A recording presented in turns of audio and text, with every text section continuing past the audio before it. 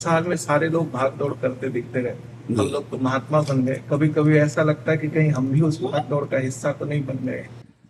भाग दौड़ तो सबको करनी पड़ती है, लेकिन किस दिशा में भाग रहे हैं ये देखना पड़ेगा। चलना तो सबको पड़ेगा, समाज में तो सबको आना पड़ेगा, लेकिन हमारी दिशा क्या है, हमारा उद्देश्य क्या है। एक संसार रूपी बगीचे में भ्रमण कर रहा है आनंद में, और एक संसार रूपी बगीचे में भूल गया है, वो परेशान है।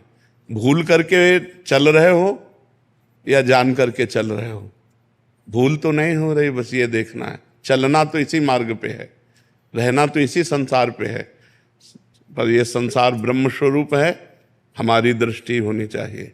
वासुदेवा सर्वमित सा महात्मा सुदुर्लभा, और हम जिससे बात कर रहे हैं वो हमारी ही आत्मा है। हमारा कर्तव्य सबको भगवत स्वरूप देखना, निरंतर ब्रह्म चिंतन में रहना, चाहे जहाँ डोलो कोई पकड़ नहीं सकता। अगर स्त्री पुरुष देखा, अच्छा बुरा देखा, लाभ हानि देखा, तो फंसे फंसाए हो, फिर संसार के मार्ग में चल रहे हो। और इसी संसार के मार्ग में यदि निरपेक्षम मुनिम शांतम निर्वैरम समदर्शनम अनुब्रजाम्यहम नित्यम पूरे अत्यंगुरेण भी, निरपेक्ष किसी की अपेक्षा नहीं है। समदर्शनम, सब में भगवान का एक ही सच्चिदानंद का दर्शन कर रहा है। मुनि हर समय मननशील, अंदर आपका चिंतन क्या चल रहा है। आप खड़े संसार में हो, लेकिन आपका चिंतन क्या चल रहा है। चिंतन ब्रह्म चिंतन है या जगत चिंतन। जगत चिंतन है तो फिर गलत हो आप।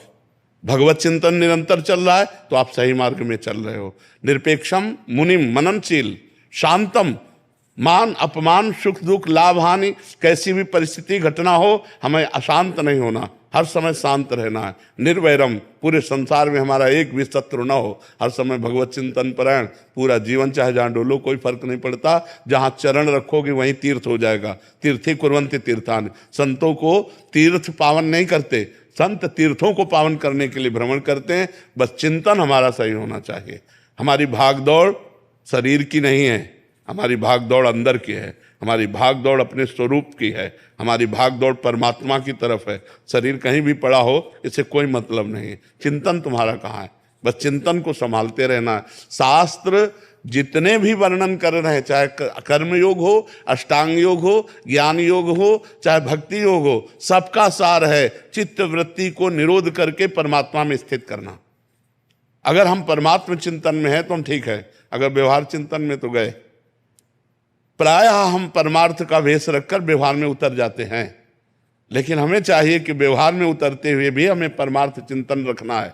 न किसी से राग, न किसी से द्वेष, सब में भगवत दर्शन और नाम